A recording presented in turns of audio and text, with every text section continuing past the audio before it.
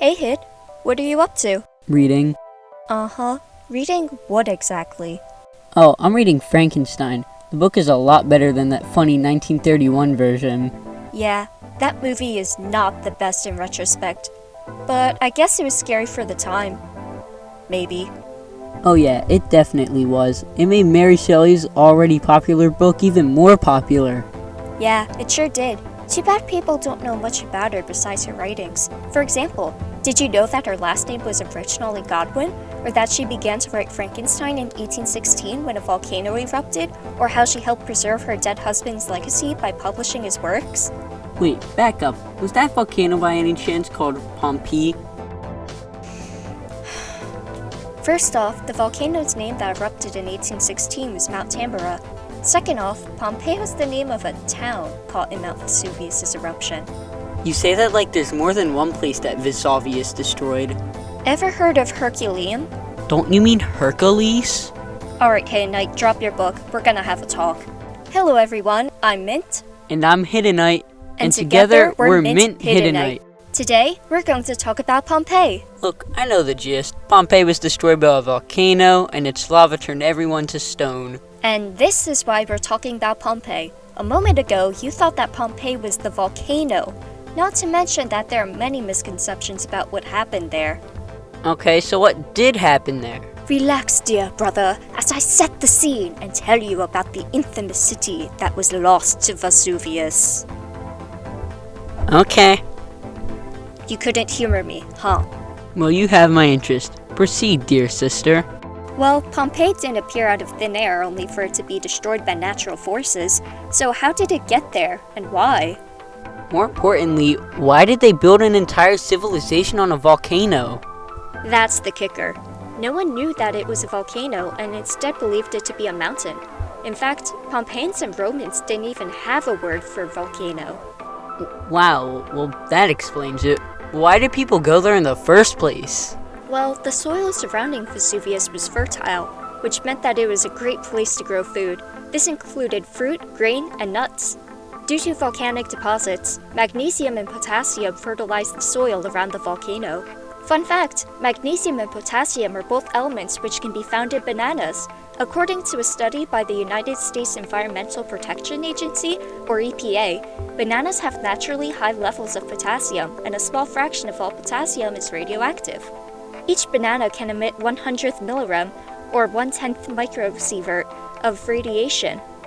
So just imagine how radioactive a volcano can be.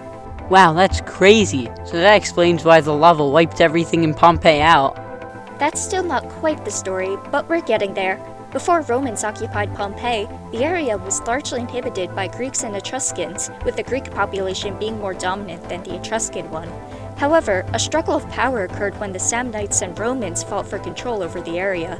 You can probably guess who ended up dominating the city. Along with the aforementioned fertile soil, Pompeii was also right next to the Gulf of Naples. This is going to come in handy later. So what else did they do? Well, Pompeii was a thriving place filled with villas and beautiful houses. People gathered in marketplaces and factories, and even had a giant open-spaced arena that could seat 20,000 people. Although modern-day scholars say that there were around 12,000 people living in Pompeii, with surrounding areas boasting about the same number. Wait, there are places around Pompeii? Do I even need to say anything? At least tell me where they were. The surrounding cities were called Stabiae and Herculaneum. Why does Herculaneum sound like Hercules? Because ancient Romans would sometimes name places after their gods. In this example, they considered Vesuvius sacred to Hercules, hence why the city at the bottom of the volcano was named after that god. Hercules was Roman? Yep, and Heracles was Greek. Huh, not much of a difference. But didn't they see the things going on around them before Vesuvius erupted? Surely there were some changes going on. Yeah, there certainly were. For example, rumblings often occurred and animals were acting strangely before earthquakes. But like I said earlier, ancient Romans didn't know what a volcano was, so they didn't know what the signs of one was either. So this is when Vesuvius erupted? Yeah, it was. Although the date is currently debated, scholars say that on August 24th, 79 current era, Vesuvius erupted. Remember when I made that banana comparison a while ago?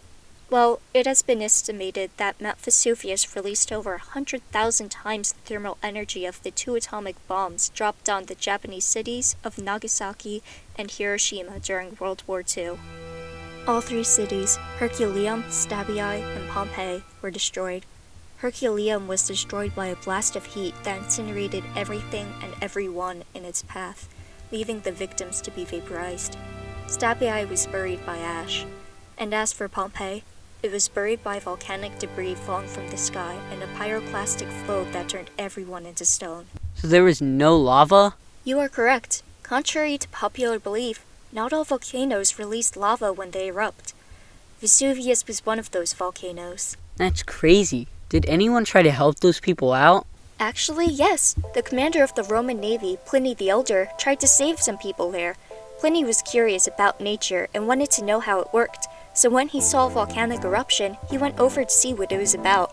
But when he later saw a letter that pleaded for help, he decided to make his voyage to what we now know as the Gulf of Naples, a rescue mission. However, Pliny the Elder died in Stabiae after inhaling the toxic gases from Vesuvius. How do we know that part if he's already dead? Because Pliny the Younger, who is as the name implies, wrote to Gaius Calicus, a Roman senator, about his experience with the elder Pliny and what happened at Stabiae. However, describing the events of what occurred with the volcano, which was that Vesuvius' side collapsed in on itself, caused people not to believe him as it sounded outrageous. But Pliny was right. Recent scientists have found that his description of what happened to Vesuvius could actually happen, and now these eruptions are named after him. What are they called? Plinian eruptions. Cool, but what happened to Pompeii afterward? Oh, well, it was buried in ash to the point where the entire city was covered. It was discovered in 1709 by Domenico Fontana, who was trying to build an aqueduct. But why did they choose that spot? Didn't they know Pompeii was there? Nope, they didn't know. After 2 years Vesuvius erupted, even the Romans forgot where Pompeii was located. That's horrifying. What's even worse is that centuries upon centuries later, even when their bodies deteriorated, the people and animals that were caught in the pyroclastic flow were encased in stone. It preserved their reactions just like the ash preserved their city. Scientists and archaeologists are currently unveiling more information about Pompeii, which has become a sort of tourist attraction. It's sad to think about. Someone's life can be overshadowed by a single event that occurred or a thing they did. But at least Mary Shelley had control over what she was known for. Pompeians and their home are now associated with their innocent ignorance of volcanoes. Frankenstein and Vesuvius were monsters in their own way. It was ignorance that hurt humans in the end. Whether or not they were to blame for their ignorance depends on how you view the story. But the worst part is this. Pompeii was real. Real people died. Frankenstein and Pompeii have different versions of what happened in their respective tale, but there is only one truth to Pompeii. One truth that often gets overlooked. One truth we're still trying to figure out ourselves. But this won't happen again, right? Vesuvius erupted during World War II, but not like it did during Pompeii. But no one lives there, right? Right? Have you ever heard about Naples? I think we briefly talked about its Gulf earlier. Oh no. But that's it for today. Have fun reading your book, Hid. And as for all the lovely people sticking around for this video, we wish you all a wonderful day. Wait, you can't leave it off like that. Man, get back here. Man!